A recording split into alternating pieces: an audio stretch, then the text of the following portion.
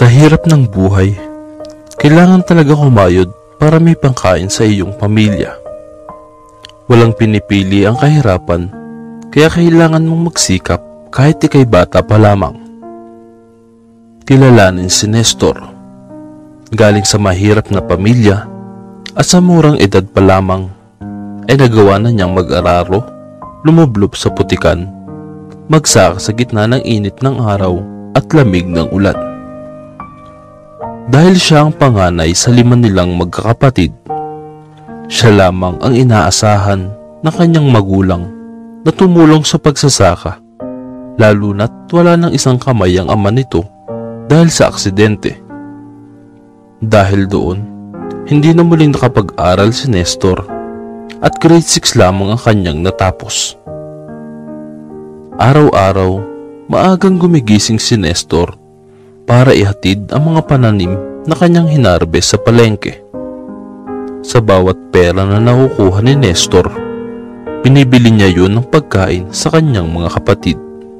Bigas at delata, sapat na sa kanila yun. Isa rin sa dahilan kung bakit ganado si Nestor na pumunta ng palengke dahil sa isang babaeng nagngangalang Judith. Maganda, mayaman, pasosyal, maldita na cashier sa sarili nilang tindahan. Sa tuwing bumibili si Nestor sa kanilang tindahan, palihim niyang sinusulyapan ng tingin si Judith. Alam ni Nestor na walang patutunguhan ng kanyang pasulyap-sulyap kung hindi siya aamin, ngunit wala naman siyang planong ibunyag at ligawan ng dalaga dahil alam niyang malabo. Para sa kanya, kumpleto na ang kanyang araw, masilayan lamang si Judith. Isang araw, habang bumibili si Nestor ng pagkain, nahagip ng kanyang mga mata ang isang set ng plato na tiyak ay kakatuwa ng kanyang ina, lalo na't malapit na rin ang kaarawan nito. Sakto namang si Judith ang nagbabantay ng tindahan ng mga oras na iyon. Nilakasan ni Nestor ang kanyang loob at nagtanong kay Judith kung magkano ang plato. Tinaasan siya ng kilay ng dalaga. "Mahal yan, di ka makakabili niyan," supladang sagot nito. Natahimik si Nestor at napahiya. Para bang nanliit siya, lalo na't malakas ang pagkasagot ni Judith na ikinatawa ng mga tao sa paligid. Gusto lang naman niyang malaman kung magkano ang plato dahil plano niya itong pag-ipunan para sa kanyang ina, pero pagpapakahiya ang naabot niya.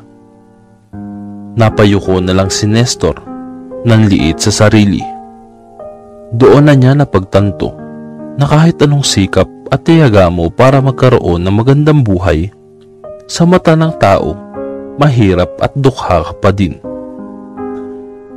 Dahil nakayuko si Nestor habang naglalakad, hindi niya namalayang may nabunggo pala siya dahilan sa paghiga niya sa sahig.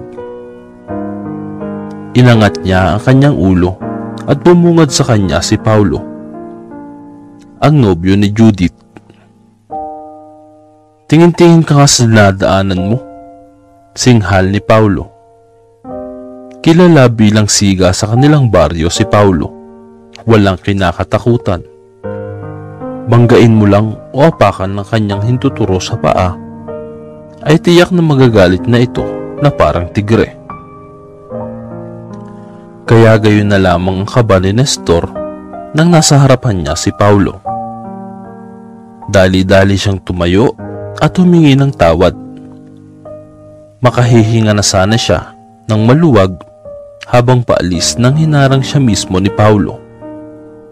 "Balita ko, may gusto ka raw sa girlfriend ko ah," saad ni Paulo habang nakataas ang kilay. "Ha? Wala akong gusto kay Judith," kontra ni Nestor, takot na takot kay Paulo. "Talaga ba? Bakit panay tingin mo sa kanya?" Hindi nakasagot si Nestor, kaya naman hinawakan niya ito sa kanyang kwelyo at idiniin sa kanyang mukha. "Dudukutin ko yung mga mata mo sa susunod na titigan mo ang girlfriend ko. Naiintindihan mo? Sigaw ni Paulo. Wala naman akong ginagawang masama sa girlfriend mo.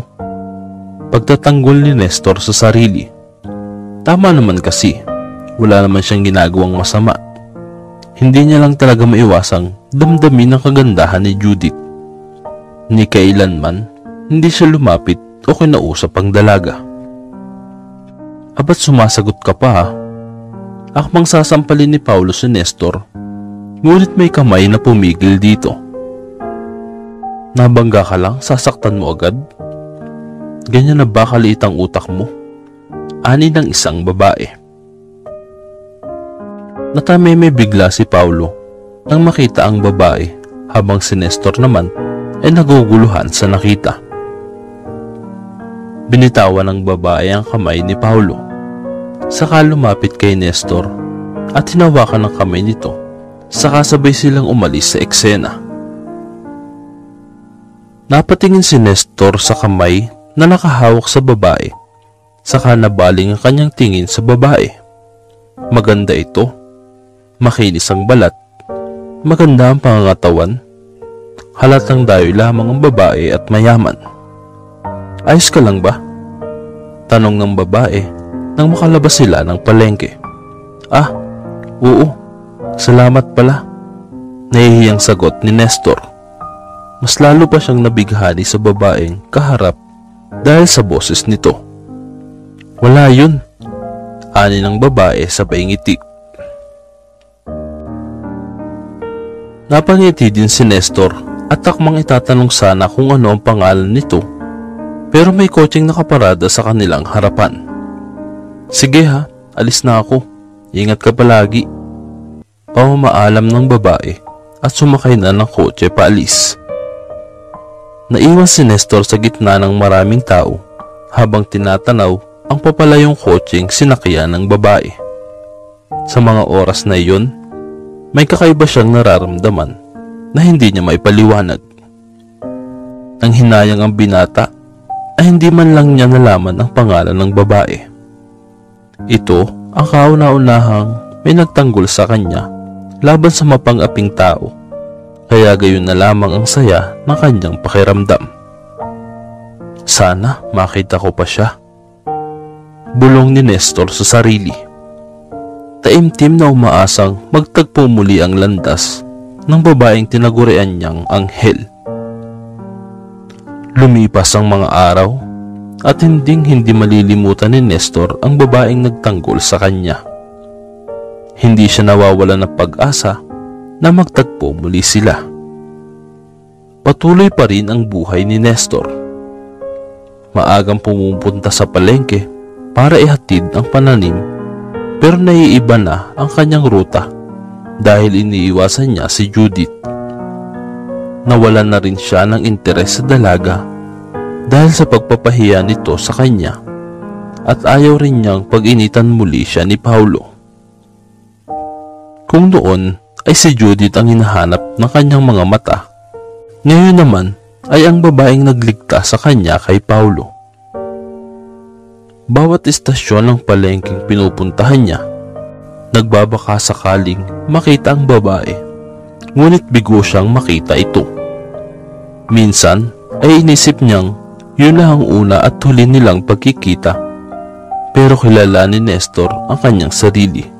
Hindi siya basta sumusuko. Ngunit isang araw, naging pabor ang tadhana sa kanya. Gabi na nang makauwi si Nestor galing sa bago niyang trabaho. Habang siya'y naglalakad, may namataan siyang grupo ng kalalakihan na pinagtitripan ng babae. Nag-alab ang galit ni Nestor nang makita ang babaeng pilit na hinahawakan ng kalalakihan. Hindi siya nagdalawang isip pang sagipin ng babae.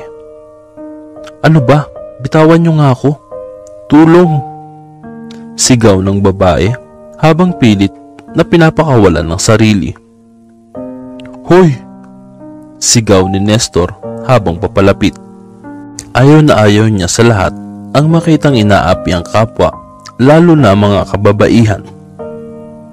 Kinuha ni Nestor ang daladala niyang laruan na baril. Bitbit niya ito kung saan man siya pumunta, lalo na kapag gabi na at siya lamang mag-isa sa daan. Pangproteksyon sa kung anuman ng masamang mangyari. Confident si Nestor na tinutok ang laro ang baril sa mga lalaki, lalo na't nakita niyang natakot ito. Bibitawan niyo siya o papasabugin ko yung mga bungo niyo? Pananakot ni Nestor. Hindi naman nagdalawang isip pa ang mga lalaki at pinalaya ang babae. Pagtapos nun ay naguunahan silang tumakbo. Nang tuluyan ng makalayo ang mga lalaki, dali-daling pinuntahan ni Nestor ang babae saka ito tinulungan. Ayos ka lang ba? Nag-aalalang tanong ni Nestor.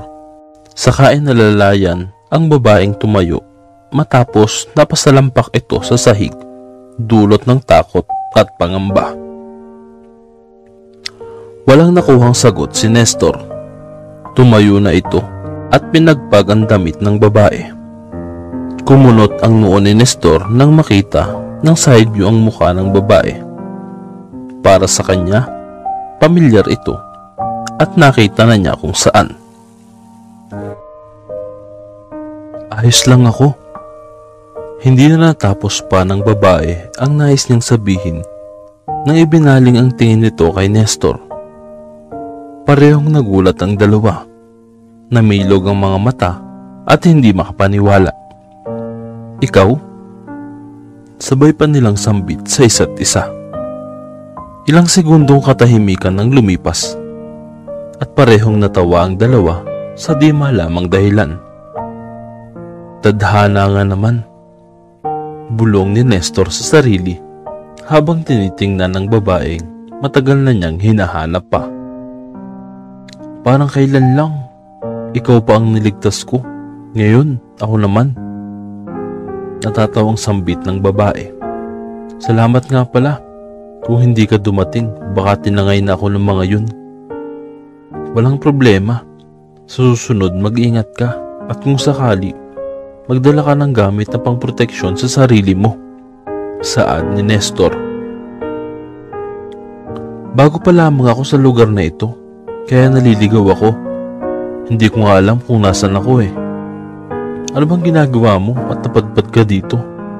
Wala, papahangin lang. Ang ganda kasi dito eh. Nakangiting saad ng babae. Ang paningin ay nasa malawak na sakahan. Ganun ba? Eh mas maganda kung may araw ka mamasyal. Suwestyon ni Nestor. Hindi pa rin naaalis ang tingin sa babae. Saan ka ba nakatira? Ihahatid na kita. Alala ni Nestor sa babae. Ha? Hindi makasagot ang babae at nagkamot lamang ng kanyang batok. Eh kasi hindi na niya natuloy pa ang sasabihin dahil siya'y nawawala. Hindi ko alam kung anong address nun eh. Hindi makapaniwala si Nestor sa narinig at pinigilan ang pagtawa. Akmang magsasalita na sana siya nang biglang tumunog ang tiyan ng babae. Ang cute kasi nito dahil ito'y namumula at hindi makatingin ng diretso sa kanya. Animoy nahihiya. Gusto mo bang tumuloy muna sa amin? Delikado na sa mga oras na to at wala ka na makikitang jeep papuntang bayan. Aya ni Nestor sa kanya. Maliit lamang ang bahay nila pero ayaw niya namang may mangyaring masama at pabayaan na lamang ang babae sa delikadong daan. Sandali pang nag-isip ang babae. May pagkain ba sa inyo? Tanong nito na siyang ikinatawa ni Nestor. Talagang ang nakakahangang babaeng kaharap niya. Hindi niya alam kung bakit. Pero mas lalo siyang humahanga at nagugustuhan ito. Inilahad ni Nestor ang kanyang kamay. Nestor nga pala.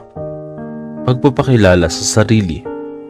Hindi naman nagdalawang isip ang babae na tanggapin ang kamay nito at nakipag-shake hands. Carla, nice meeting you. Finally, Nestor. Saad ni Carla na may ngiti sa mga labi. Abot langit ang kasiyahan ni Nestor ng mga oras na iyon. Nakilala na rin niya ang anghel ng kanyang buhay. Kasama niya naglalakad sa ilalim ng buwan na nagbibigay sa kanila ng ilaw patungo sa kanilang bahay.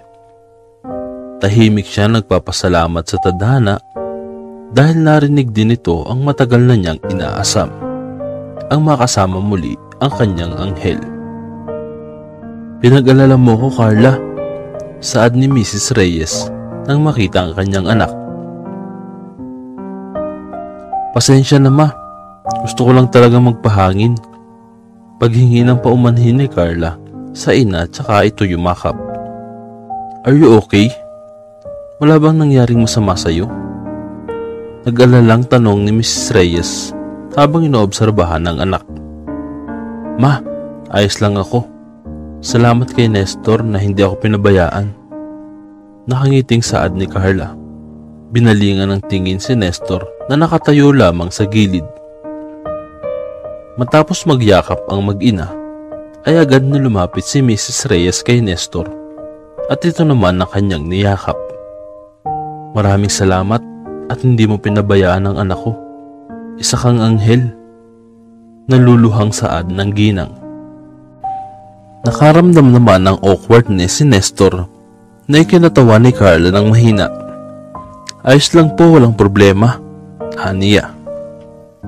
Mabuti naman talaga at pinagtagpo ang dalawang yan.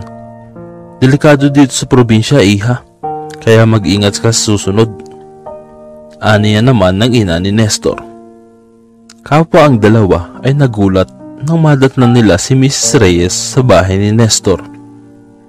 Doon na lang nila nalaman na ang pamilya pala ni Carla ang may-ari ng sinasakahan ng magulang ni Nestor.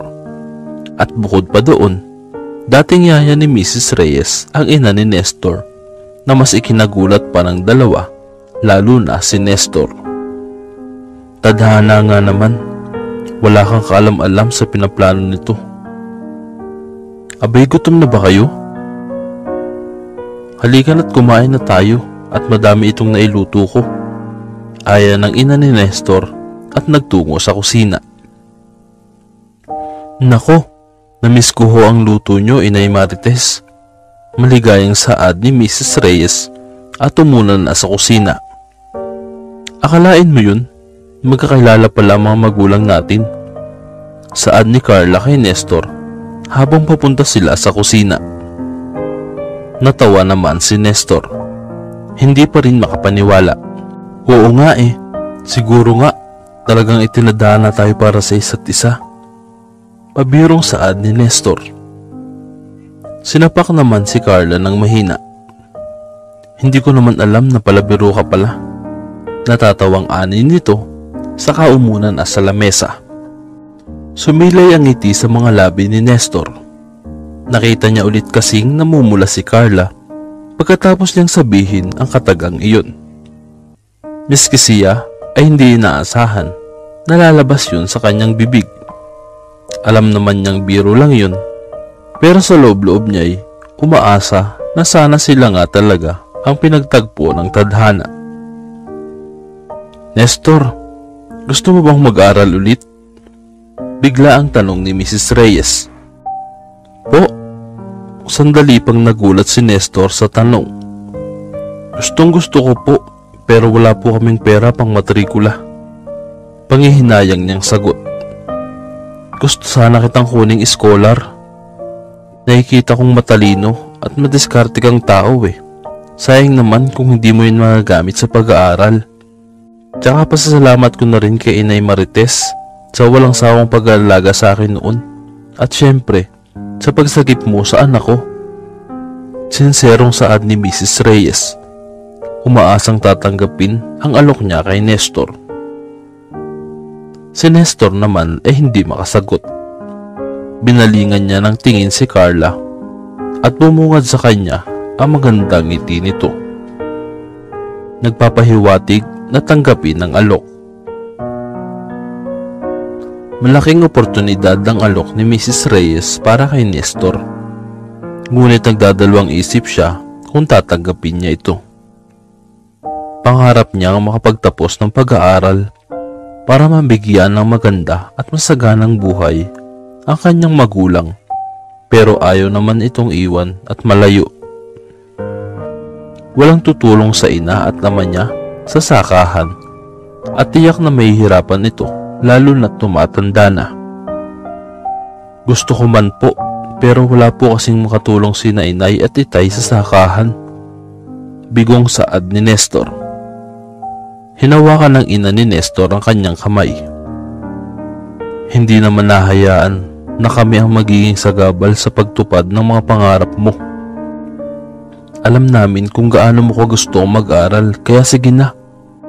Huwag mong tanggihan ang grasya. Nakangiting saad nito. Hinihikayat ang anak. Wala ka bang tiwala sa akin, anak? Malusog at malakas pa ang itay mo. Alagang kalabaw kaya to. Natawa pa ang lahat nang ipinakita ng kanyang ama ang brasong malaki. Huwag kang mag-alala, kuya. Tutulong ako kay itay magsaka. Basta ba padalhan mo ko ng sapatos?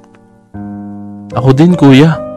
Tutulungan ko naman si inay na magbilad ng mga daing para hindi na siya mainitan. Basta babag ang para sa akin. Hoy, ano ba kayo? Hindi pupunta ang kuya niyo sa ibang bansa. Mag-aaral siya. Natawa na lang si Nestor sa kanyang mga kapatid. Nakakagaan ng loob na kahit mahirap lang sila, ay mayaman naman sila sa pagmamahal. Sobrang suportado ng kanyang mga magulang at mga kapatid ang kanyang pangarap. Muling binalingan ng tingin ni Nestor si Carla at muntikan nang nalaglag ang kanyang puso nang makitang nakangiting nakatingin ito sa kanya. Ito na ba ang simula nilang dalawa? Mabilis na lumipas ang mga araw at buwan, parang kailan lang.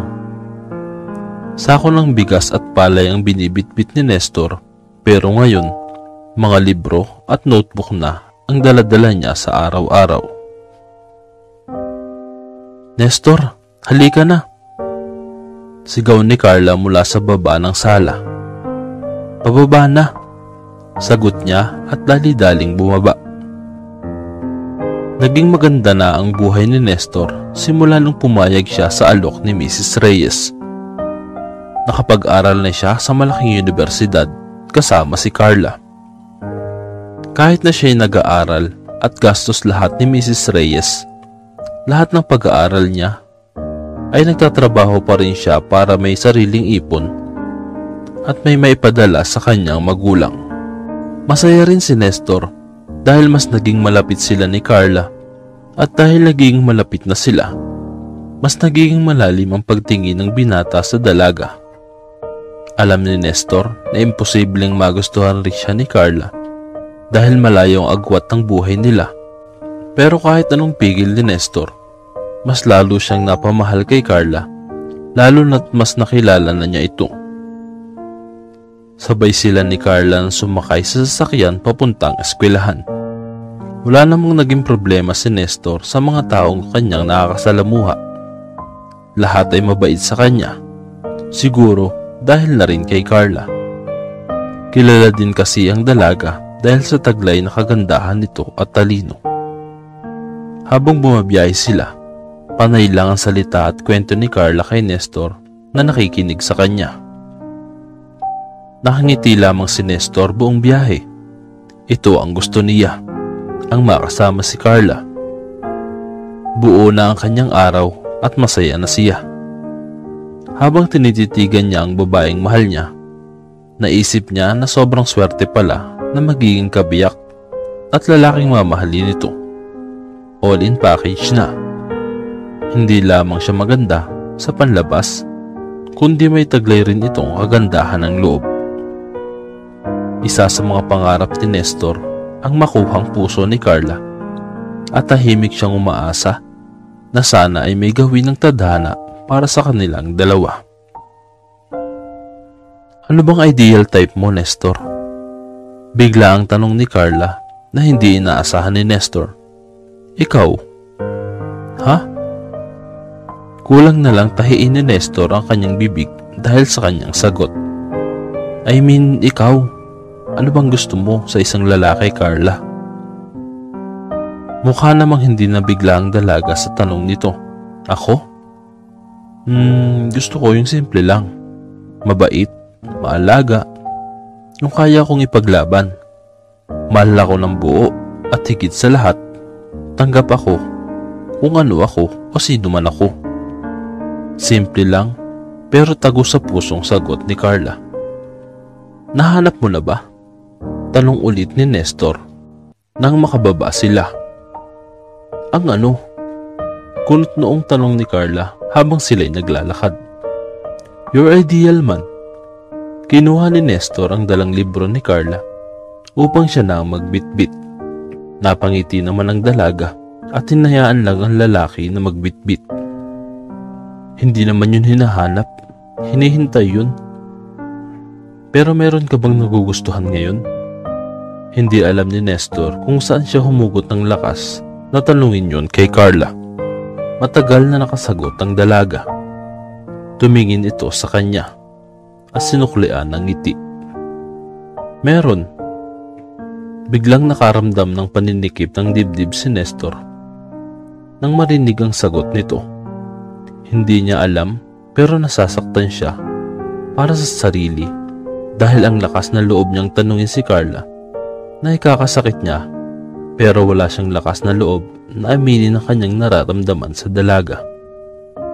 Ngayon ay may nagugustuhan na ito.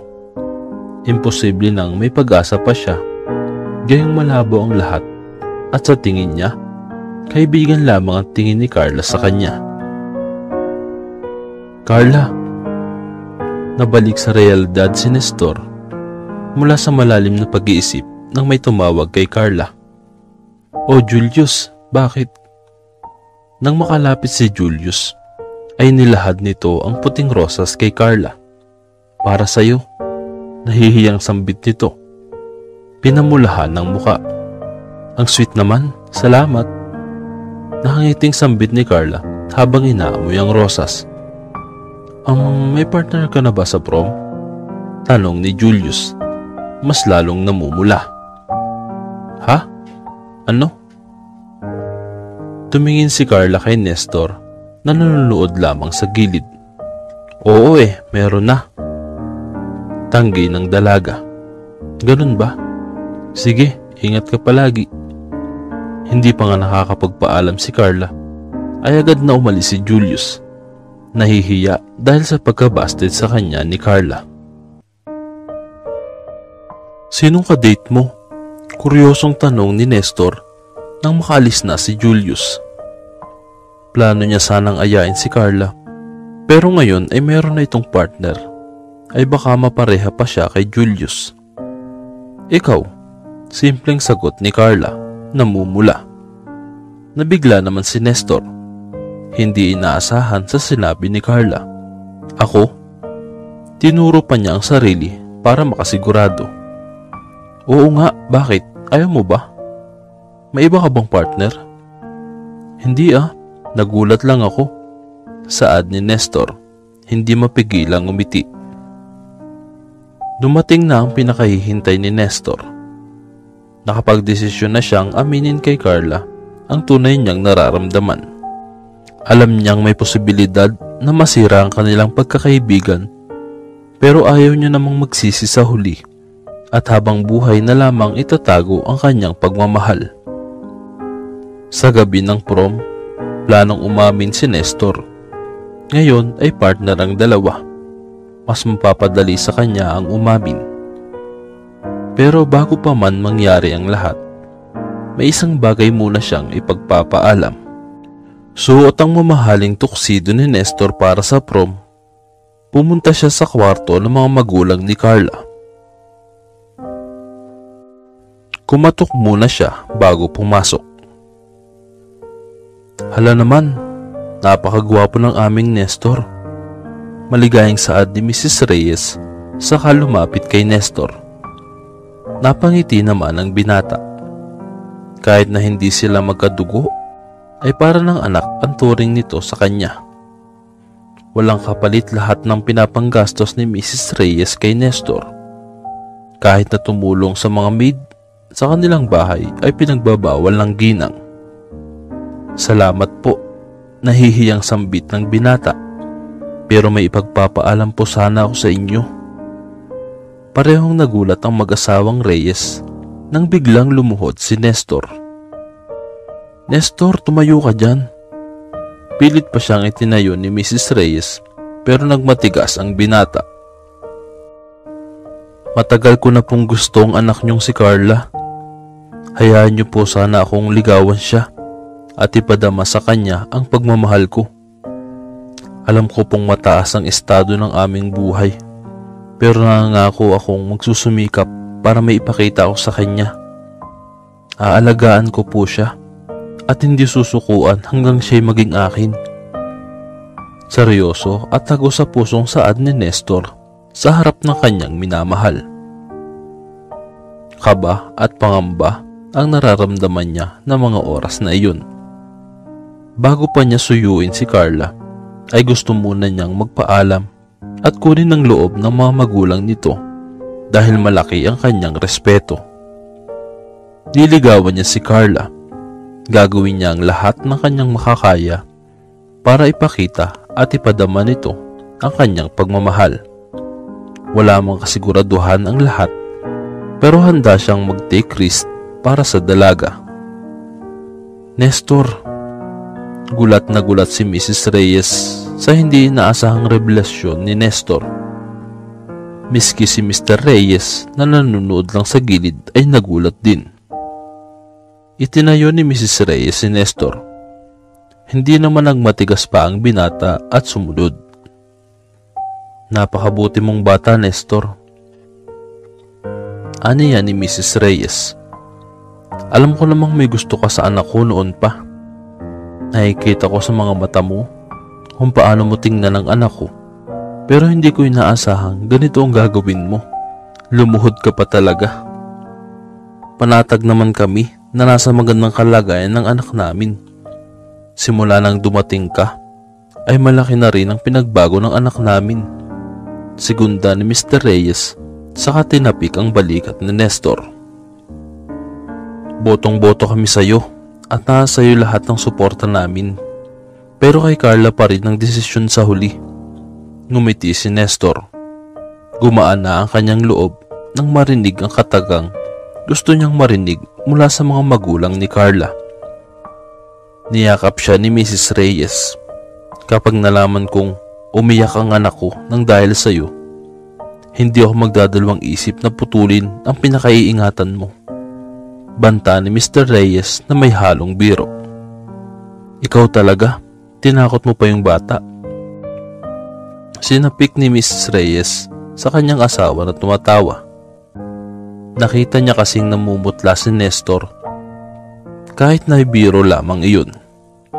Sige na, Nestor, mag-iingat kayo ni Carla at kung anong kinalabasan ng mangyayari, lagi mong tatandaan na proud kami sa iyo. Lumalalim na ang gabi, kasabay nun ang kabang nararamdaman ni Nestor. Ito na ang pinakahihintay niya. Now or never. Take a risk or you'll regret it. Carla, pwede ba kitang isayaw? Aya ni Nestor. Hanggang ngayon ay nabibighani pa rin siya sa kagandahang taglay nito. Mas lalo pa itong gumanda ngayong nakasuot ito ng gown at makeup. Para silang nasa isang fairy tale. Nagsasayaw sa gitna ng malaking espasyo at sa ilalim ng sinag ng buwan. Ang ganda mo, Carla. Hindi ko na mabilang kung ilang beses mo na yung sinabi sa akin. Natatawang sambit ni Carla. Talagang nakakabighani ang iyong ganda, kagaya ng pagkabighani ko sa buwan. Ikaw talaga, puro kabiro. Ani ni Carla, pinamulahan ng muka. Tumingala si Carla sa langit. Gustong gusto niya talaga ang buwan at mga bituin. Para bang kumakalma siya kapag nasisilayan ito at hindi siya nagsasawang tingnan. Isa sa mga pastime ni na Carla at Nestor ang mag-stargazing. Halos araw-araw na nilang ginagawa iyon kapag hindi umuulan at hindi sila nagsasawa. Masaya sila na magkasamang dalawa. The moon is beautiful, isn't it? Ani ni Nestor habang nakatingin sa kanyang buwan. Si Carla. Natigilan ng dalaga. Hindi inaasahan ang sinabi ni Nestor. Alam niya kasi ang malalim na kahulugan nito. Mahal kita. I love you.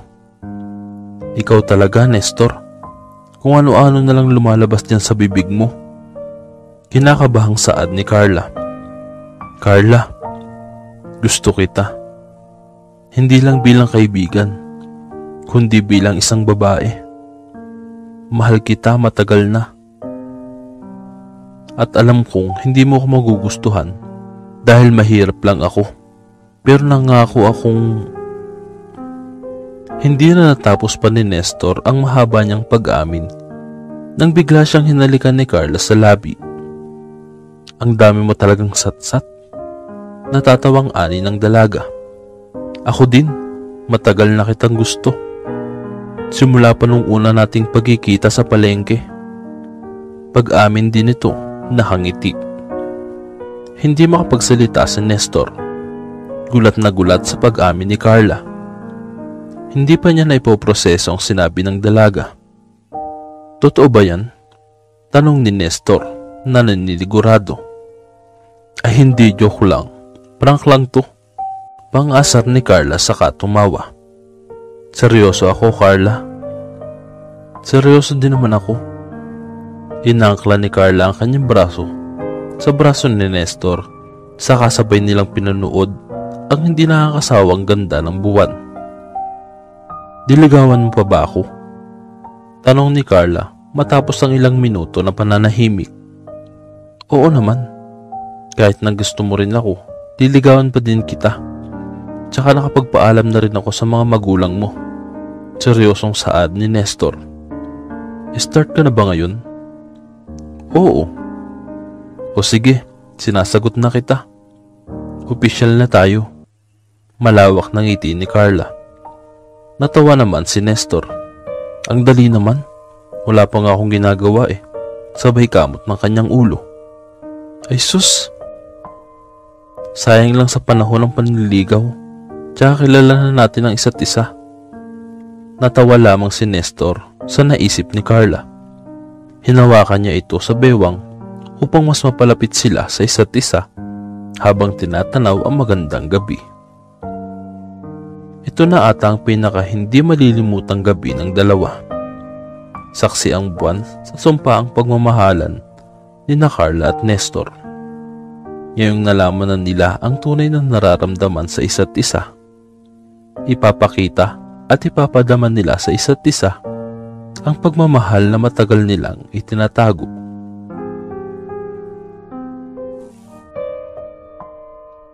Congrats, Engineer! Congrats, Doc! Abot langit ang ngiti ni Nestor at Carla nang makuha ang kanilang diploma. Ito ang huling araw nila sa kolehiyo at tuluyan na nga silang nakagraduate ng magkasama.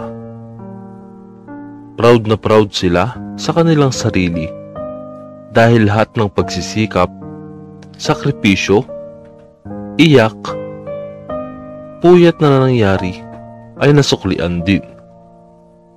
Nagsimula na naman ang kanilang panibagong journey sa buhay. Pero ngayon, iba na dahil magkasama nila yung haharapin.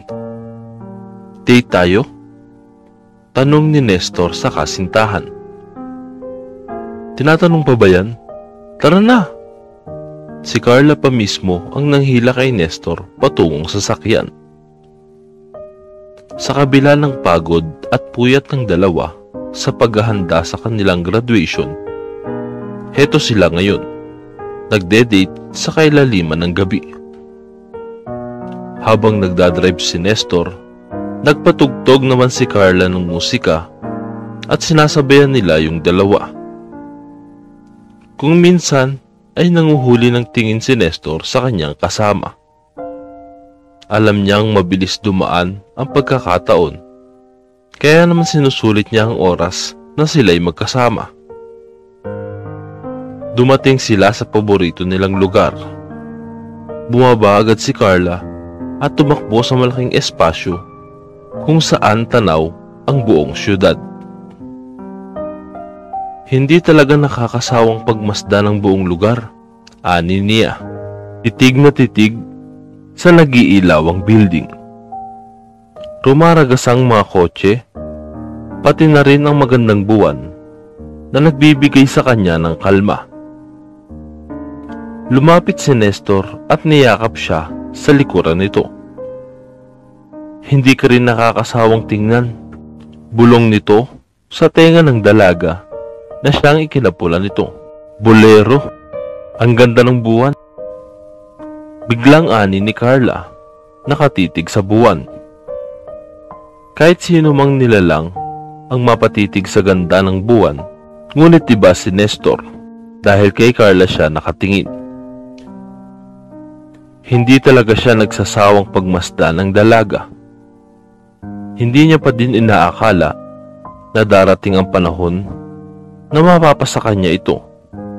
Sa bawat pagising niya sa umaga, si Carla ang unang hanap-hanap niya. Para bang hindi makukumpleto ang kanyang araw kapag hindi niya ito nakikita o nahahawakan man lang. Ito na ata ang epekto ng Cupido sa kanya. Talagang baliw na baliw siya sa dalaga. Love, tawag niya kay Carla. Nakayakap pa rin ito sa likuran. Nakatanggap ako ng email galing sa Cambridge para internship and review to get my license. Saad ni Nestor, kinakabahan. Anong sabi? Tanong ni Carla. Hindi pa rin pinuputol ang tingin sa buwan. Natanggap ako. Hindi alam ni Nestor, pero lungkot ang nararamdaman niya. Masaya naman siya sa naging resulta, pero mas nanaig ang kalungkutan niya dahil mapapalayo siya kay Carla. Do you want me to stay? Tanong ni Nestor. Matagal na niyang pangarap ang makapag-aral sa ibang bansa para sa kanyang degree sa architecture, para handa niya yung sakripisyo para kay Carla. I'll stay if you want me to, sumpa ni Nestor. Mananatili siya kung sasabihin ng kasintahan na mananatili siya. Agad na umiling si Carla at humarap kay Nestor. Malambing nitong hinawakan ng pisngi. Gusto kitang manatili, pero mas gusto kong makita na natutupad mo ang mga pangarap mo. Saad nito at ngumiti kay Nestor. Susunod ako, pangako. Sabay nating tuparin ang ating pangarap ng magkasama. Sumpa ni Carla kay Nestor. Sa kanya ito hinalikan sa labi. Araw na ng pag-alis ni Nestor patungong United Kingdom para sa pag-aaral niya. Hindi naman mapaghiwalay ang dalawa kahit nung nasa airport na sila. Pinipigilan mang umiyak ni Carla, pero natalo siya dahil kusa na lamang itong bumuhos. Mag-iingat ka lagi doon, Nestor. Update as always. Kapag may problema, huwag kang mahiyang magsabi sa amin. Paalala ni Mrs. Reyes. Hindi na rin maiwasang maiyak sa kanyang anak-anakan. Si Tita Rosie ang susundo sa'yo sa airport. Always take care of yourself, Nestor. Huwag kang magloloko dun. Kundi, hindi mo na talaga makikita ang prinsesa namin. Seryosong saad naman ng ama ni Carla. Nakatanggap naman siya ng palo sa kanyang misis. Niyakap niya ang mag-asawang Reyes. Isa sila sa malaking rason kung bakit naabot na ni Nestor ang kanyang mga pangarap. Kung hindi dahil sa kanila, ay mamumuhay na lamang siya bilang magsasaka at kargador. Kaya naman, laking pasasalamat niya at nakilala niya ito. Kuya, sapatos ko size 38. Ako kuya, chocolates lang, tapos cellphone. Hoy, ano ba kayo? Mag-aaral ang kuya niyo doon, hindi mamamasyal. Si inay talaga ang epal. Nakangusong saad ng nakababatang kapatid ni Nestor sabay kamot. Natawa na lamang ang lahat dahil sa kakulitan ng mga kapatid ni Nestor. Niyakap niya ito ng mahigpit at pinaalalahanan na maging mabait at tulungan ang kanilang magulang. Lumapit si Nestor sa kanyang ama, saka ito niyakap. Kung ano man ang maabot mo, lagi mong tatandaan na proud kami sa iyo. Naiiyak na saad ng kanyang ama. Sunod niyang niyakap ang kanyang ina, na kanina pa umiiyak sa biyahe. O anak ko, saad ng kanyang ina. Ayaw pang pakawalan ng anak. Alagaan mo ang sarili mo dun ha. Magtira ka ng oras para sa sarili. Huwag kang magpaka-stress lagi. Baka pag-uwi mo dito, kita ko na ang kulubot dyan sa noo mo. Natawa si Nestor sa sinabi ng ina. Proud na proud si inay sa'yo, anak ko. Parang natutunaw ang puso ni Nestor sa nakakatabang salita ng narinig niya. Lahat ng tao na nasa harap niya ay siyang nagbigay sa kanya ng inspirasyon at lakas na mas abutin pa ang kanyang mga pangarap. Kahuli-hulihang nilapitan niya ang babaeng nagudyok sa kanya na magpatuloy. Tahimik lamang ito sa gilid at pinagmamasdan siya. Lumapit siya dito saka hinawakan ng dalawang kamay. Hindi tayo maghihiwalay. Magkakalayo lang tayo, pero ang mga puso natin ay magkakasama pa rin. Saad ni Nestor, pilit na hindi maiyak. Bumuhos na lamang ang luha ni Carla. Proud na proud ako sa iyo, alam mo ba yun? Saad niya sa kanyang pag-iyak. Niyakap na lamang ng lalaki ang dalaga. Nadurog ang puso ni Nestor. Ang akala niya'y masaya siyang aalis, ngunit nagkamali pala siya. Yumakap din ng mahigpit si Carla. Susunod ako. Hintayin mo ko ha. Hihintayin kita, pangako. Sumpa ni Nestor. Malaking pagsubok ang bagong haharapin ni Nestor. Gigising siyang walang Carla na makikita. Sisimulan ang kanyang araw na walang Carla na mahahawakan. Pero kahit na ganito ang bago nilang setup, alam niyang makakaya nila ito. Lumipas ang mga oras, araw, buwan, taon, at masasabi ni Nestor na nagiging maayos ang takbo ng kanyang buhay. Ang kanyang pag-aaral naman ay maayos rin. Malalaki ang kanyang mga grado at magaling ang kanyang performance sa school. Pati na rin ang long distance relationship niya kay Carla ay mas lalo pang naging matatag. May problema man silang hinaharap, selosan, pero napag-uusapan naman nila agad at nasusolusyonan. Communication is the key, ika nga. Madami mang nagkakagusto kay Nestor dahil na rin sa talino at gwapo nitong taglay ay hinahanap-hanap pa rin ng kanyang puso si Carla. Walang kahit na sinong babae ang makakapagpatibok ng kanyang puso kagaya ng ginawa sa kanya ni Carla. Si Carla lamang. Si Carla lamang ang mahal niya at mamahalin niya sa susunod. Konting tiis na lang, love. Magkakasama na din tayo. Excited na saad ni Carla. Nagtatalon pa sa kama. Nag-video call ang dalawa. Natawa na lamang si Nestor sa excitement ng pinakita ng nobya. Talagang worth it lahat ng paghihintay ng dalawa dahil sa wakas, magkakasama na rin sila. Sa ilang taon na pag-aaral ni Carla sa paghahanda ng kanyang medicine journey, ay natanggap rin siya sa Cambridge. Huwag kang masyadong excited, baka di matuloy. Sige ka. Pang-asar ng nobyo. Agad naman umupo si Carla nang may na-realize at inayos ang sarili. Oo nga no, Napansin ko rin yan.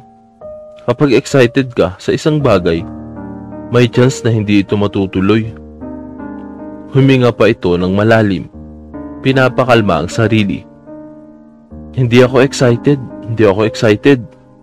Chill lang ako. Paulit-ulit na aniya ng dalaga. Natawa na lamang si Nestor dahil sa kakulitan ng nobya.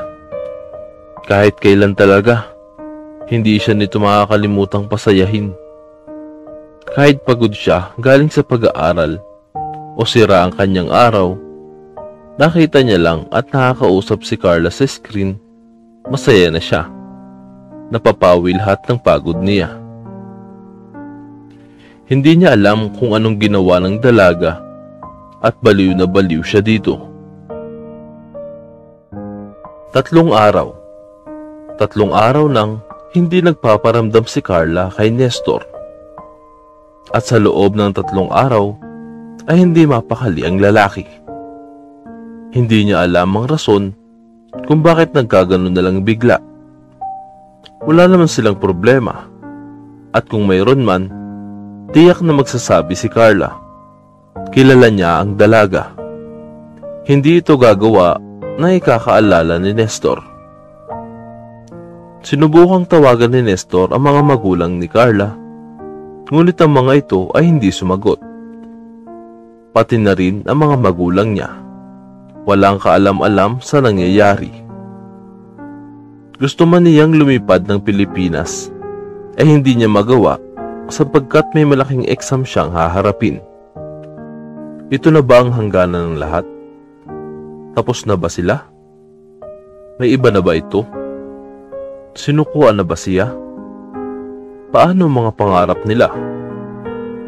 Ang pangako nito sa kanya?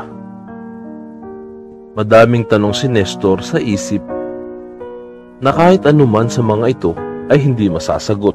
Miss na niya ang kasintahan. Pilit niya mang ituon ang pansin sa pag-aaral, pero lumulutang lamang ito at wala siyang maintindihan. Ang isip niya ay na kay Carla. Kakagaling lang ni Nestor sa kanyang eskwelahan. Patamlay pa rin ito dahil hindi sinasagot ni Carla ang kanyang tawag. Hindi na niya mabilang kung ilang text, tawag ang kanyang ginawa, ngunit walang Carla na sumagot.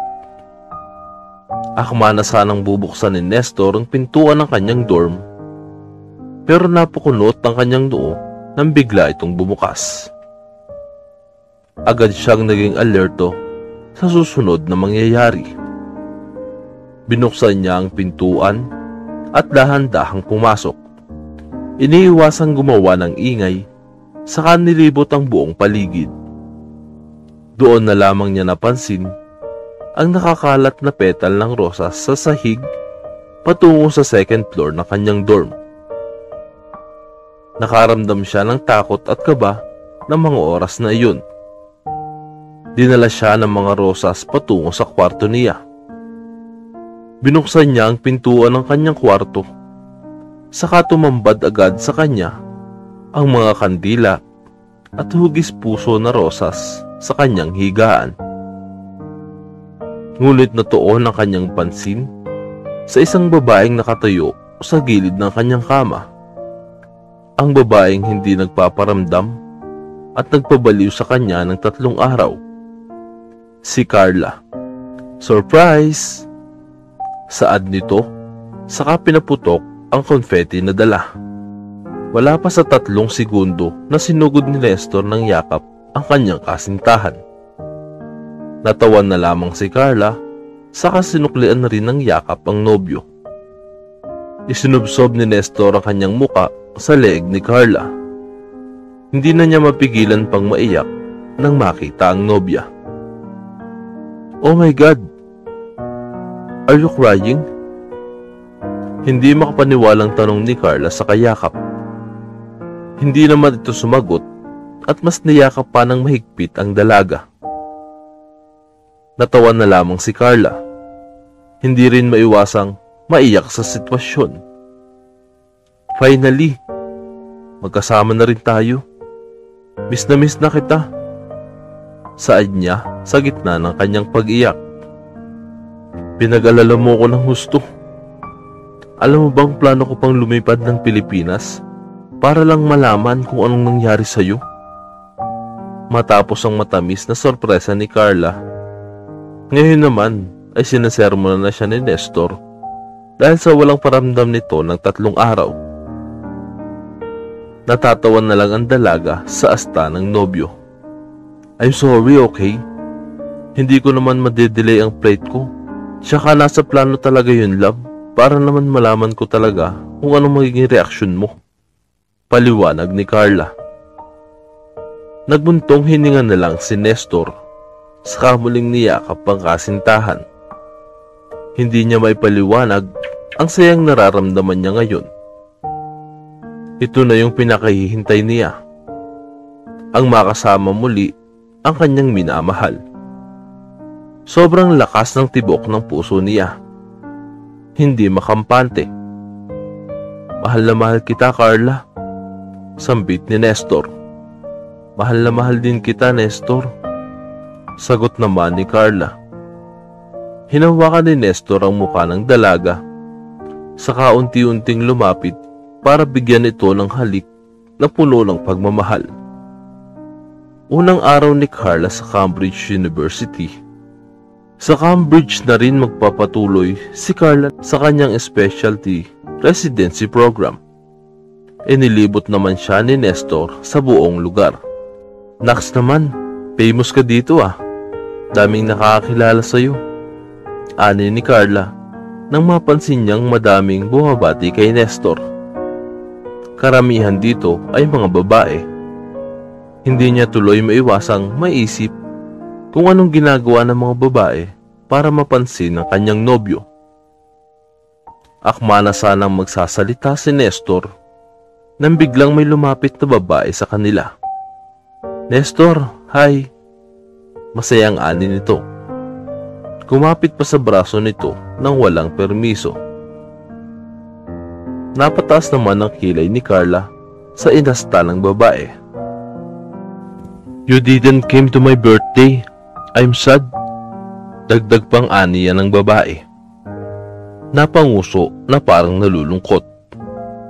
Napatawa naman ng palihim si Carla na siyang nakita ng babae.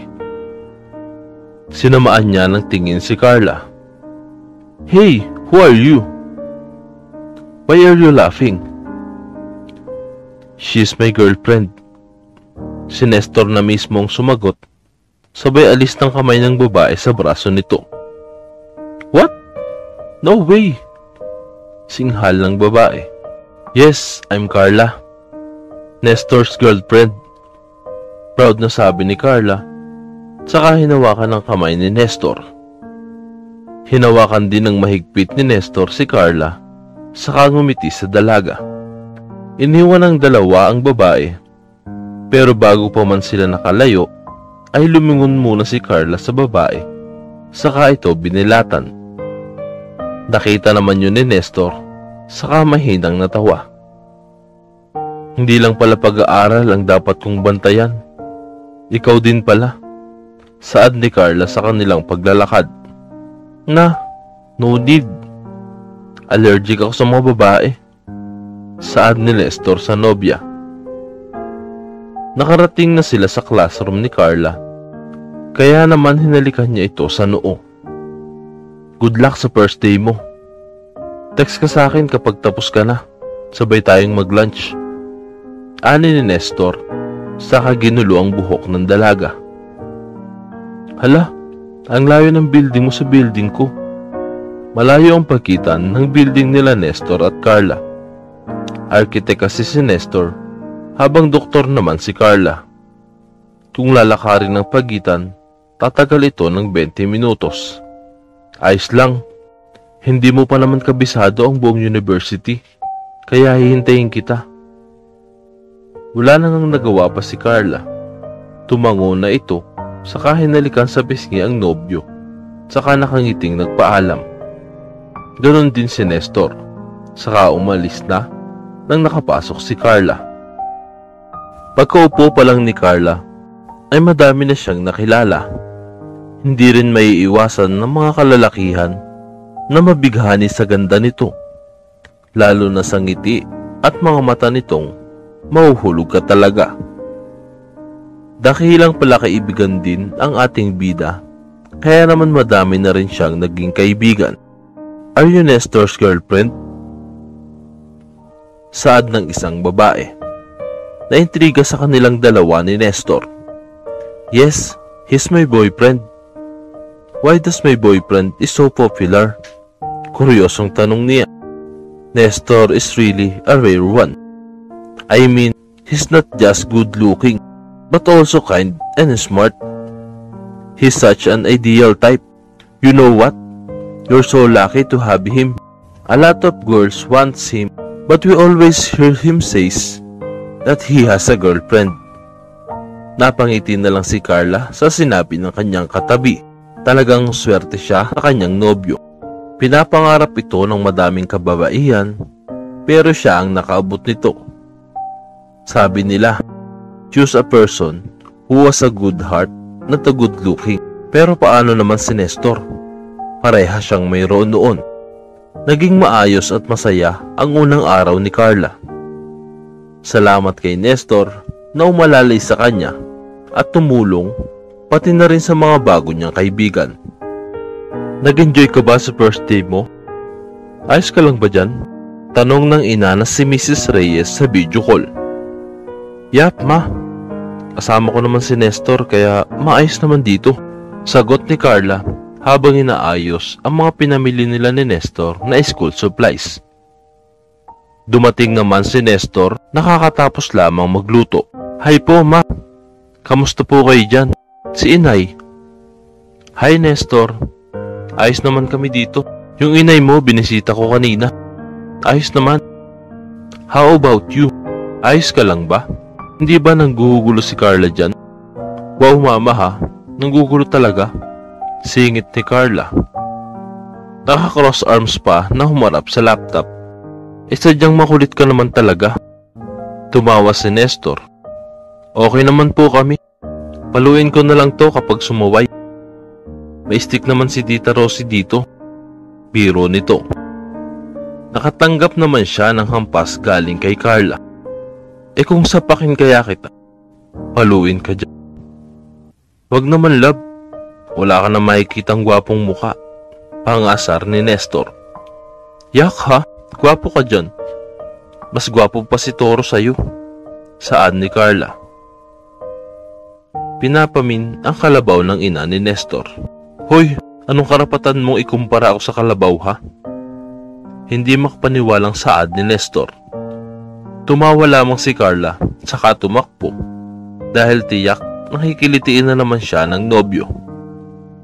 Ma, bye. I love you. Ingat kayo dyan. Pahabol ni Carla bago tumakbo.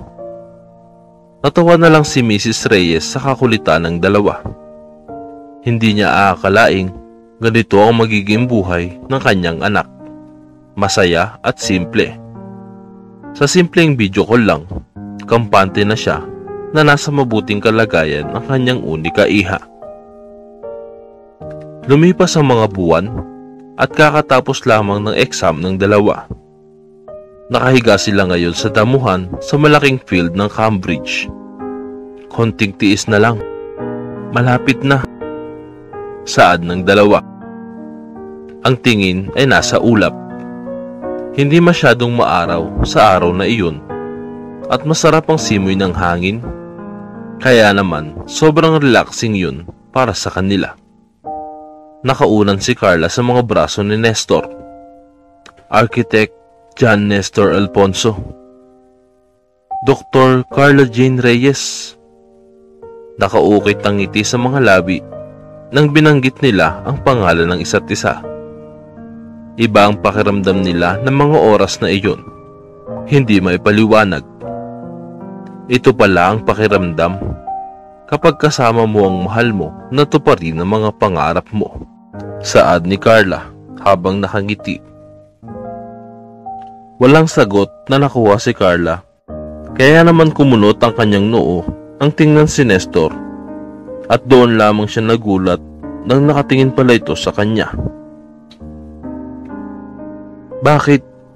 Tanong niya. Nothing.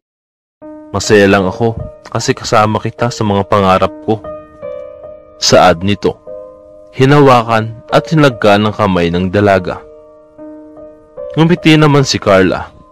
Nakaramdam ng paru-paro sa kanyang tiyan. Binigyan niya si Nestor ng mabilis na halik. Hindi naman doon nakontento ang lalaki at hinilang kanyang bewang saka siniil ng halik. Hoy, baka may makakita sa atin. Saad ni Carla, natatawa. Let them.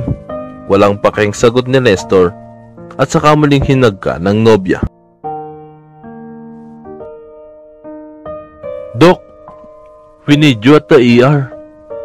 Nagmamadaling saad ng nurse saka tumakbo sa isang pasyente. Tiningnan ni Carla ang kanyang orasan saka nagpakawala ng buntong hininga.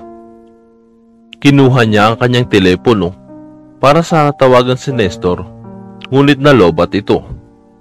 Nagpadyak na lang sa inis si Carla.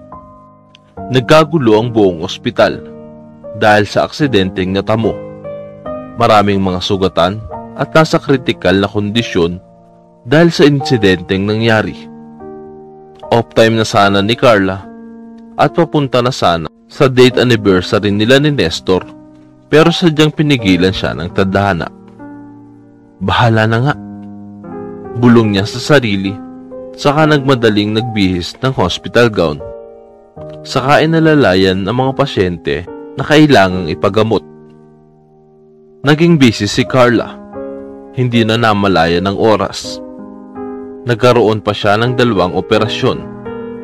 Nakakapagod at nakakapuyat, pero ito ang gusto niya. Mahal niya ang kanyang propesyon at masaya siyang magligtas ng buhay. Matapos ang mahabang pagsubok, napaupo na lang si Carla dahil sa pagod. Successful lahat ng kanyang operasyon at maayos na rin ang takbo ng mga pasyente. Doc, here. Ani ng isa niyang kapwa-doktor sabay abot ng kape. Akma na sana niya itong tatanggapin, ngunit nabaling ang kanyang tingin sa oras. Mag-aalas 3 na. Mabilis pa sa alas 4 siyang tumayo saka tumakbo. Takbo lang siya ng takbo hanggang sa makasakay siya sa kotse niya. Nestor, please. Bulong niya, saka tahimik na nagdarasal na madatnan niya pa ang naghihintay na nobyo. Mahigit 10 minuto ang kanyang biyahe bago makapunta sa destinasyon. Wala na siyang oras na maglakad, kaya naman tumakbo na siya. Hingal na hingal siya nang makarating sa pwesto na pinag-usapan nila. Biglang sumikip ang kanyang dibdib nang makita ang likod ng nobyo. Hindi man lang naramdaman ang kanyang presensya. Unti-unti siyang lumapit. Pinipigilan na maluha. Love, tawag niya kay Nestor. Lumingon si Nestor sa kanya at tumayo. Dumating ka, ani nito nang may ngiti sa labi. I'm sorry, trinay ko talaga, pero biglang nagsidatingan ng mga pasyente. Di ko naman sila pwedeng pabayaan na lang. I'm so sorry. Tuluyan na ngang umiyak si Carla. Tinakpan ng kanyang mata dahil sa kahihiyan. Hey, it's totally fine, ani ni Nestor. Tinanggal ang kamay na nakatabon sa mata ni Carla. Sa kanya pinahid ang mga luha nito at hinalikan. You're worth to wait, baby. It's fine. Shh. Niyakap niya ito ng mahigpit para tumigil sa pag-iyak, pero mas lalo lamang itong lumala. Kainis ka? Bakit sobrang bait mo?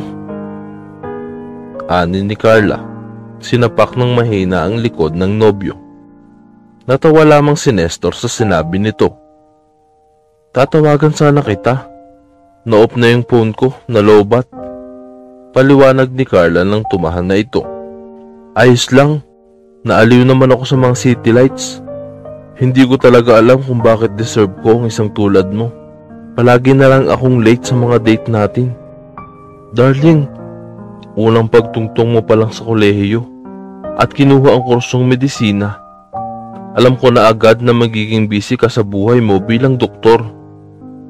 Buhay mo magligtas ng tao, kaya naman susuportahan kita. Masaya ka naman sa ginagawa mo, kaya masaya na rin ako. You deserve me, love, because you're the best. Seryosong saad ni Nestor na nagpaiyak na naman kay Carla. Ayan na naman ang mga paru-paro sa tiyan ni Carla. Kay tagal na nila, pero andun pa rin ang kilig ni Carla kay Nestor. Yung mga salita nito, mga aksyon na nagbibigay ng kilig at kakaibang pakiramdam sa kanya. Kita mo nga pati dito naka-coat. Hala, dali-daling tinanggal ni Carla ang kanyang coat. Hindi niya inakalang madadala niya iyon. Masyadong okupado ang kanyang isip kay Nestor at hindi man lang niya naisipang magtanggal ng coat. Natawa lamang si Nestor sa kanya. Kinuha ni Nestor ang kanyang panyo saka piniringan ng nobya. Hoy, anong pakulo na naman to? Nakaramdam ng kaba si Carla nang niyaya siya sa kung saan ni Nestor. Mahigpit ang hawak niya sa kamay nito at natatakot na baka pakawalan. Muntik nang masamid si Carla sa kanyang hakbang. Mabuti na lamang at mahigpit ang hawak ni Nestor sa kanya. Pagkalipas ng ilang minuto ay bigla silang huminto. Magbibilang ako hanggang 3. Saka mo tatanggalin ang piring, okay? Utos ni Nestor sa kanya. Tumango lamang siya kahit na kinakabahan. Unti-unti rin siyang binitawan ni Nestor. Malakas ang kabog ng kanyang dibdib. Hindi niya alam kung bakit. Wala siyang kaalam-alam sa nangyayari. 1, 2, 3. Agad na tinanggal ni Carla ang piring at ang unang bumungad sa kanya ay ang malaking bahay. Ngunit naagaw ang kanyang pansin ng isang banner na nakasulat, "Will you marry me?" Napatakip ng bibig si Carla, lalo na't nakaluhod sa kanyang harapan si Nestor habang may hawak na singsing. Alam ko namang yes pa rin ang sagot mo, pero magpo-propose pa rin ako kasi deserve mo yun. Biro ni Nestor kahit na kinakabahan. Pinagpawisan na rin siya kahit naman malamig. Napatawa si Carla. Ang kapal talaga ng mukha mo. Biro nito kahit totoo naman. Basta si Nestor ang makakasama niya, oo agad siya. Ang daming pangarap na natupad nating magkasama. Isa ka ng doktor at isa na rin akong architect. Madaming pagsubok at pangarap pa tayong haharapin sa bago nating journey. Pero gusto ko, ikaw lang ang kasama ko sa mga hakbang na yun. Ngunit isa lang ang nais kong matupad ngayon. At yun ay makasama ka habang buhay. Will you marry me, Carla Jane Reyes? Yes, oo, I do. Isunuot na ni Nestor ang singsing kay Carla. Pagkatapos nun ay hinagka ng dalaga. Mahal kita, Nestor. Mahal kita magpakailanman. Mahal din kita, Carla. Mahal na mahal. Naiiyak sa tuwa ang dalawa. Para bang nagpapaputok ang kanilang mga puso dahil sa lakas ng habog nito. Ang ganda ng bahay, ani ni Carla habang kayakap si Nestor. It's ours. Saad ni Nestor na nagpagulat kay Carla. Ha? Sabi mo sa akin, dream house mo yung bahay na simple lang pero maganda. Gusto mo din sa tuktok para naman makita mo yung buong syudad at buong buwan. Plinano ko na talaga yan noon pang nag-aaral pa tayo. Nag-ipon ako para panggastos. Ngayon lang natapos. Saad ni Nestor at hinagka ng noo ni Carla. Walang masabi si Carla. Hindi niya aakalaing magagawa iyon ni Nestor. Naiiyak siya sa tuwa. Sobrang sobra siyang mahal ng lalaki. Wala akong masabi. Sobrang mahal na mahal kita. Salamat sa lahat, Nestor. Sobrang salamat. Siniil ng halik ni Carla si Nestor. Hinigpitan palalo nito ang hawak para mas dama ang bugso ng halik ng dalawa. Masarap magmahal, pero mas masarap kapag kasama mo ang iyong minamahal sa mga pangarap mo. Bibihira lamang makatagpo ng isang tao na tutulungan kang abutin ng iyong pangarap. Sa kwento ni Nestor at Carla, pareho silang pinagtagpo ng tadhana at pareho rin nilang natupad ang kanilang mga pangarap ng magkasama.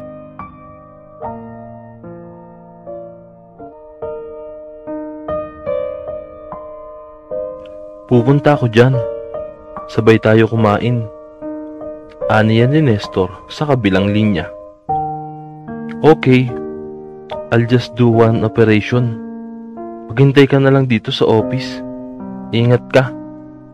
Sagot naman ni Carla habang binabasa ang papeles na hawak.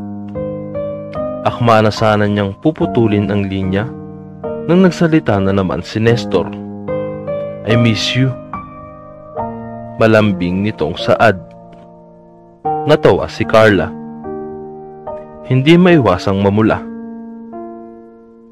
Miss mo na ako agad? Lagi nga tayong nagkikita. Hindi ba pwedeng mamiss ko ang misis ko? Sige na nga. Baba mo na. Nagdadrive ka pa naman. Yes, boss. I love you. I love you too. Nakangiting ibinaba ni Carla ang linya. Ilang taon nang lumipas, magmula na ikinasal sila, pero andun pa rin ang kilig na nadarama niya.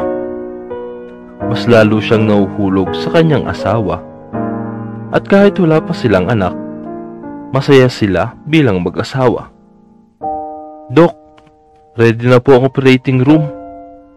Tumayo na si Carla at sumunod sa nurse papuntang operating room, pero bago pa siya nakapunta ay may biglang humarang sa kanya. Dok, iligtas niyo po ang anak ko. Umiiyak na saad nito. Nagmamakaawa. Ngumiti naman si Carla saka hinawakan ang dalawang balikat ng babae. We'll try our best to save your daughter, Mrs. Aniya, saka tuluyang umalis. Bilang doktor, obligasyon ni Carla ang iligtas ang kahit na sinong pasyente. Hindi siya perpekto, hindi lahat na ililigtas niya, at masakit rin sa parte niya yun, dahil siya lamang ang inaasahan ng mga pamilyang naghihintay sa pasyente. Kaya naman, ginagawa niya talaga ang lahat ng kanyang best at makakaya. Pagpasok niya sa operating room, ay nakahanda na ang lahat. Siya na lang ang hinihintay. Before we start, let's pray first. Nang marinig ang anunsyo ni Carla, ay agad na yumuko at nag-sign of the cross ang lahat. Nanalangin sa matagumpay na operasyon ng pasyente. Hindi talaga nagsisimula si Carla sa kanyang operasyon kung walang dasal. Okay, let's do our best to save this child. Her family are waiting for her, so as her future. Seryosong aniya. Ligtas na po ang anak nyo. Nilipat na po sa room niya. Ani ni Carla nang matapos ang mahaba-habang operasyon. Napaluhod ang babae. Napaiyak sa saya. Salamat, Dok. Maraming salamat. Obligasyon po naming mga doktor ang iligtas ang kahit sino, kaya walang anuman ho. Hinawakan ni Carla ang babae, saka pinatayo. Kahit kulang yung binayad namin, nagpapasalamat pa rin ako at inoperahan mo ang anak ko. Nabigla na lamang si Carla nang yakapin siya ng babae. Nahagip pa ng kanyang paningin si Nestor na nakangiting naglalakad papunta sa kanya. Hinaplos ni Carla ang likod ng babae at saka kumalas. Ngayon na nakikita na niya ang mukha nito, nakita na niya ito sa kung saan, pero hindi niya matandaan kung saan. Love. Napabaling ang tingin ni Carla kay Nestor. Ngumiti siya, saka lumapit sa asawa at hinalikan. Hinapit nito ang kanyang bewang. You done? Tumango si Carla sa tanong ni Nestor. Siya nga pala, siya yung mother nung inoperahan ko. Pakilala ni Carla sa babaeng nakatingin sa kanila. Tumingin si Nestor dito, saka nagulat nang makita kung sino ito. Namalikmata pa siya sa nakita. Thank you for trusting my wife. Tanging sabi ni Nestor kay Judith na nakaiwas ang tingin. Maraming salamat po. Nahihiyang sambit ni Judith. Hindi makatingin sa dalawa. Nagigilty sa nangyayari. Matagal nang hindi nagkita si Judith at Nestor. Pero sariwa pa rin sa alaala ni Nestor ang pamamahiya nito sa palengke. Hindi niya inaasahang dito pa sila nagkita sa ospital. Sige po, mauna na po kami sa inyo. Kapag may nangyari, tawagan niyo na lang po yung nurse. Saad ni Carla, saka sila tuluyang lumisa ni Nestor. Ang pamilyar niya, parang nakita ko na siya somewhere. Saad ni Carla, habang malalim ang iniisip. Lahat naman pamilyar sa'yo. Saad naman ni Nestor, kaya naman kinurot siya ni Carla. Nakarating ang dalawa sa office ni Carla. Naghahanda si Nestor sa kanilang makakain nang mapansin niya ang misis na nakatulala na parang may iniisip. Hey, you okay? Tanong nito. Saka lumapit. Oo, ayos lang. Iniisip ko lang talaga kung saan ko nakita yung babae. Nakita ko na talaga siya eh.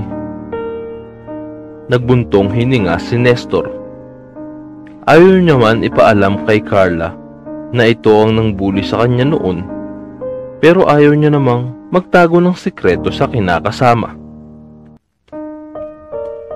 Naalala mo yung sinagip mo ko dun sa palengke? Napakunot ang noon ni Carla sa biglaang tanong ni Nestor, pero tumango din ito. Siya yung nambuli sa akin noon, at siya din yung dahilan kaya napahiya ako sa maraming tao sa palengke. Napao si Carla sa narinig. Hindi niya inaasahan iyon. Kaya pala, sobrang pamilyar niya. Siya din yung jowa ng lalaki na muntik ka ng suntukin, di ba?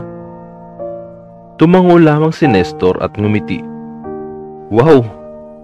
Ilang taon na pero nagtagpo pa din ang landas niyong dalawa. Hindi makapaniwalang saad ni Carla. Sino ba namang mag-e-expect doon? Hinaplos ni Carla ang mukha ng asawa at masuyo nitong tinignan. Are you okay? Tanong nito. Hindi maiwasang mag-alala.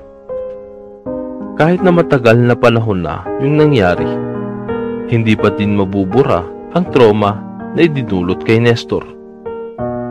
Isang malaking issue ang bullying. Maaari itong makaapekto ng masama sa isang tao. Hinawakan ni Nestor ang kamay na nakaplos sa kanya ni Carla. I'm okay. I'm totally healed. Aniya, sabay ngiti. Nakahinga ng maluwag ang babae.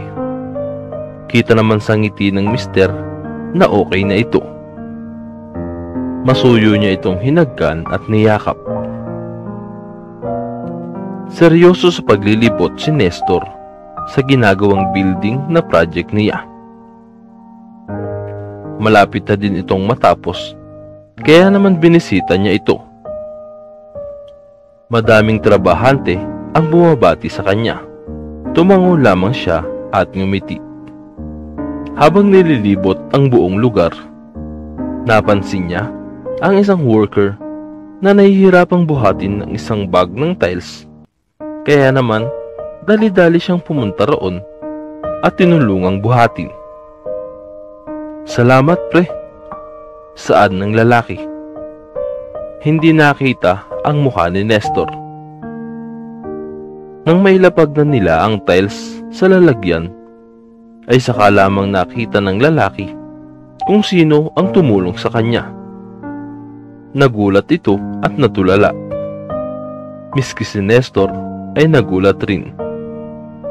"Nestor," tawag ni Paulo, ang dating nambuli sa kanya.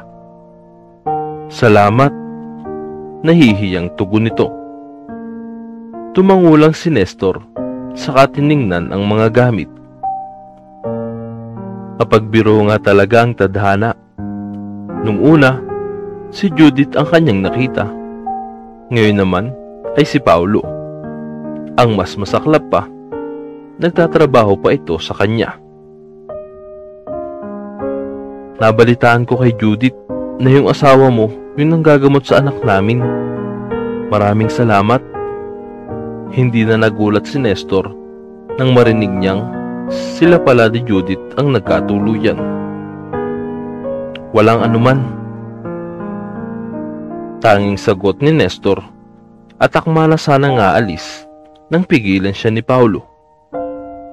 "Alam kong matagal na panahon na noong binuli kita. Gusto ko sanang humingi ng patawad sa pamamahiya ko sa iyo," sabi ni Judith. "Hindi namin alam na ito pala ang kahihinatnan ng lahat. Sobrang gara ng buhay namin noon. Lahat nilalait namin. Pero ito kami ngayon, naghihirap sa buhay." Natawa pa si Paulo sa sinabi niya. Hindi alam ni Nestor kung anong pinupunto ng dating kakilala. Pero kung ano man yun, ayaw na niyang magkaroon pa sila ng koneksyon. Ayaw na niyang mapalapit pa sa mga taong nang mamaliit sa kanya. "Matagal na yun, kalimutan na natin. Magtrabaho ka na para may pangkain ka sa anak at asawa mo," saad ni Nestor, saka naglakad palayo. Hindi mo talaga malalaman kung ano ang takbo ng panahon para sa iyo. Kaya huwag mong maliit ng kapwa-tao dahil hindi mo alam kung anong kinabukasan ang nakahanda sa iyo. Dahil ang buhay ay parang Ferris wheel. Hindi sa lahat ng oras nasa itaas ka. Sana nagustuhan nyo ang istorya ni Nestor at Carla. Masarap magmahal, pero mas masarap kapag kasama mo ang iyong minamahal sa mga pangarap mo. Bibihira lamang makatagpo ng isang tao na tutulungan kang abutin ng iyong mga pangarap. Sa kwento ni Nestor at Carla, pareho silang pinagtagpo ng tadhana. Pareho silang minamahal ang isa't isa, at pareho rin nilang natupad ang kanilang mga pangarap ng magkasama. Thank you all so much sa walang sawang pagsuporta. Kung hindi pa kayo nakasubscribe, please subscribe and click the bell